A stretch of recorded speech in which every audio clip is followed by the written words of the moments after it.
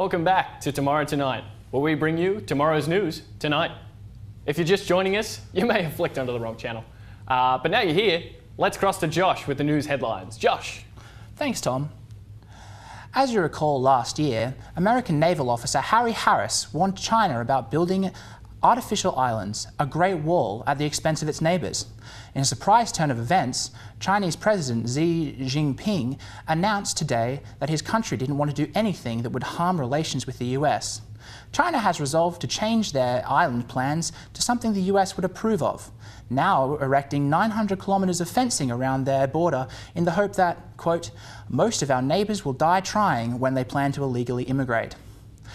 Having attempted to sue her personal trainer when she was injured during boot camp, a nurse has since had her case thrown out. She is now attempting to sue Dunlop, who made the tyres she fell over on. The Palmer United Party versus Lambie and Lazarus case has had its first day in court. The first testimonies were heard, and after the proceedings, Palmer made a statement saying, "Loyalty is very important to us in the Palmer United Party, and we'd like to see our loyalty reciprocated by our party members. We found a potential new candidate, and I honestly think he'll do a great job." The new PUP members' campaign poster was also released today. Australian Federal Police spokesperson John Phillips has said that retained metadata has yet to lead to the capture or discovery of any terrorists. He could, however, confirm that Australians watch some really interesting porn.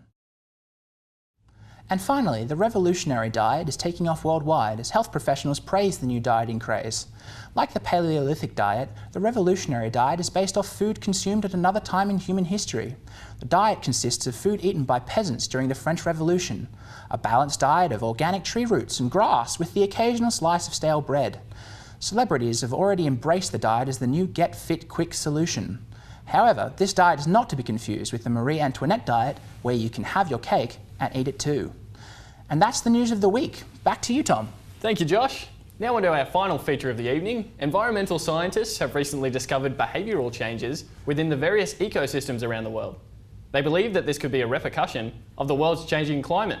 As a result, the penguins of Antarctica have started to revolt. We now cross to our live correspondent, who was undercover for the full story. I can't really talk right now. You're the undercover correspondent. We have to know what the situation is there. Oh yeah, I'll tell you what's going on here. It's freezing. And these penguins, freaking crazy.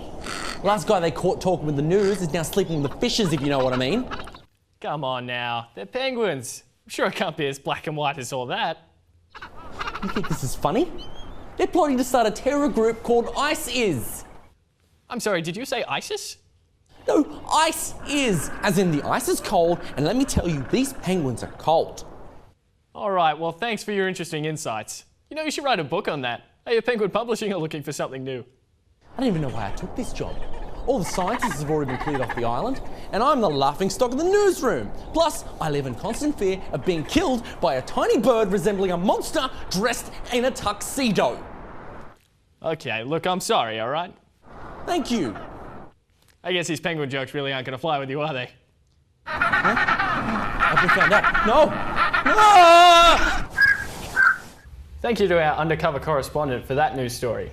We now move on to our next topic of discussion, which is Earth's climate change and its future. Andrea, what do you think about that?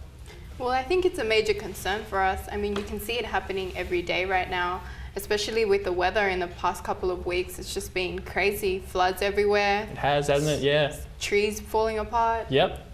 Josh, how about yourself? Well, I think you're just talking about natural changes in the Earth's environment, the Earth's climate over, eons of time. I think that this climate change idea is just a conspiracy put forward by left-wing scientists and left-wing media to try and reduce power from, major corporations. You have to pay more to do business, so... And what do you think they gain out of that? What do you think who gain? The businesses, the large corporations you're talking about. Well, they don't gain anything. They're getting hit with these extra, carbon taxes and environmental, dividends and stuff like that they have to meet because people put them up to it. There's no need for it. Carbon change is pretty much just a hoax. Okay, Caitlin? I just feel like there's so many studies that have been done that can show the actual changes that have occurred in on the Earth from these, emissions and stuff like that going into the atmosphere and really affecting the way that the world functions as a living organism. There's so many things that we could do to improve the climate that we just haven't been doing because we're stuck in this mindset that the world needs to be turning through needs to be powered through these like fossil fuels and through coal and things like that. Yeah, I definitely think they should start to move away from that point of view. I mean, it's quite old, like, to use coal energy, and it's very costly, and it's not really doing much for the environment, not really making the use of the resources we have. It's like other countries are already moving forward and using renewable energy. Australia, is one of the largest users of coal, especially even brown coal in Victoria. But, we use it because it's cheap. We use it because we've got lots of it, and we use it because we sell it. Why are we going to be taking that away from our economy when, we're not at exactly a very strong point at the moment? We're trying to destroy parts of the economy. Electricity bills are high as it is. So why switch from what's working? Why build new power systems that are going to cost money over a long period of time? Well, I think we only have one Earth. I mean, we've got to protect that Earth. It's the fact that we can use renewable sources of energy. Australia is a wealthy nation. We should be able to utilise all these technologies that we have access to. Well, sadly, that's all the time our budget allows for tonight.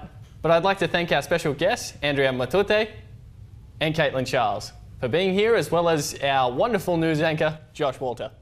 From all of us here at Tomorrow Tonight, we hope you join us again next week when we bring you the news of tomorrow tonight.